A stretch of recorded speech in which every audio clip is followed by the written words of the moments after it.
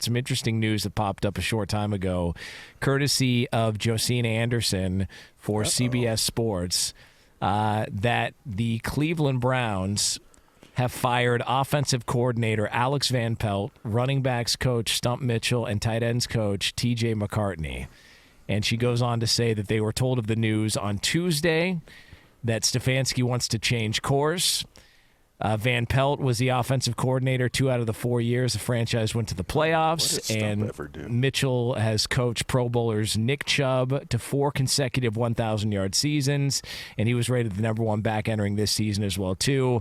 And that McCartney led David Njoku to his first Pro Bowl in 7 years. And apparently some players there in Cleveland are not happy about the decision.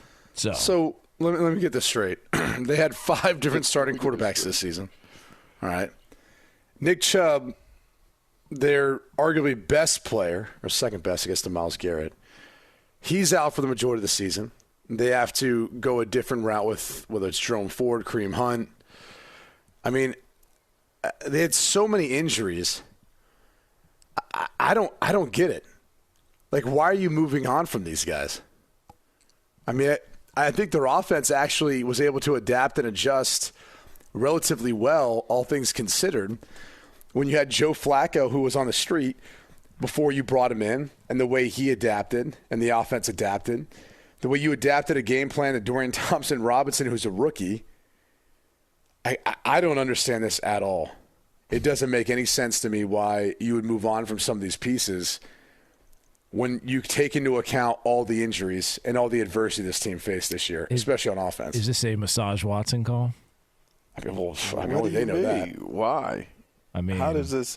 I mean, everything has to do with him at this point, but just explain to me why it does. Because maybe he feels like I'm not able to maximize who I am as a quarterback under this system with these guys. Now, I mean, don't you got to play? That would be a Stefanski thing. Then he's the one who's the head coach and offensive mind. I'm just throwing out reasons don't you got to play to figure that out? I agree. Don't you got to have enough of a sample size to make that decision? I agree. And as Brady pointed out, if we're talking about Kevin Stefanski being the slam dunk coach of the year, it ain't like he did it alone. Like he needs some help, and all the guys that helped him get there are getting canned. What the hell's going on in the NFL right now? It's bizarre. That's what I don't get is, like, you have a head coach who's the coach of the year. It's over. Yet you don't think he was aided by his assistants helping him? It's just, the whole thing is. I mean, I look at it like an MVP. Like, yeah, Lamar's going to get the MVP, but the O-line sure has a piece of that.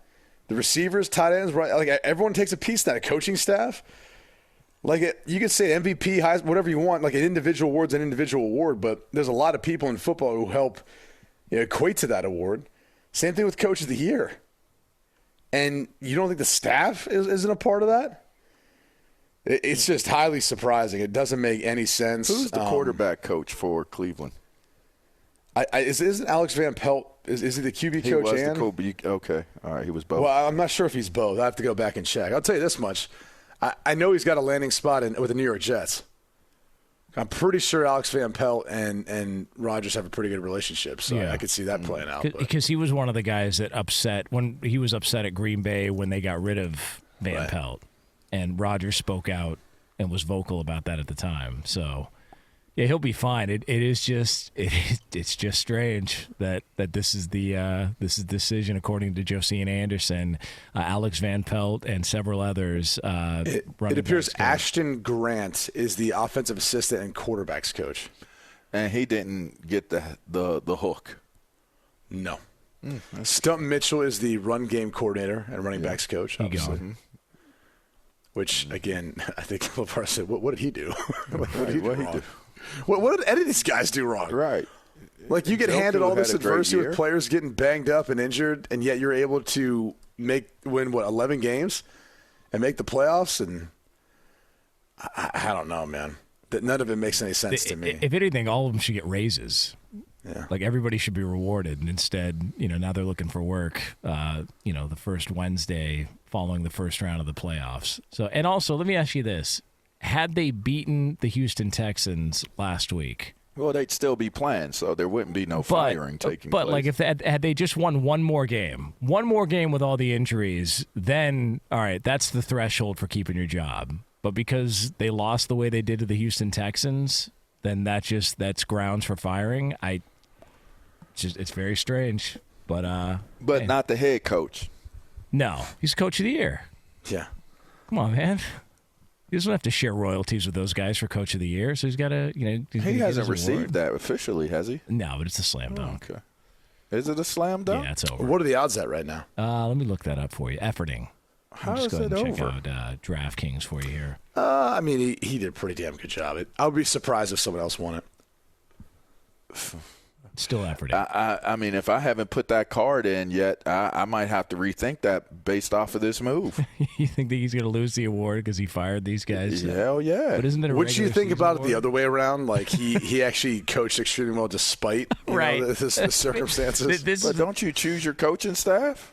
Yeah, but I mean, sometimes Like- other people get involved. I mean, I get that part, but This is part of the campaign. Look what I was working with, and still we did this. So much so I had to get rid of these guys after our playoff loss. I don't buy that one.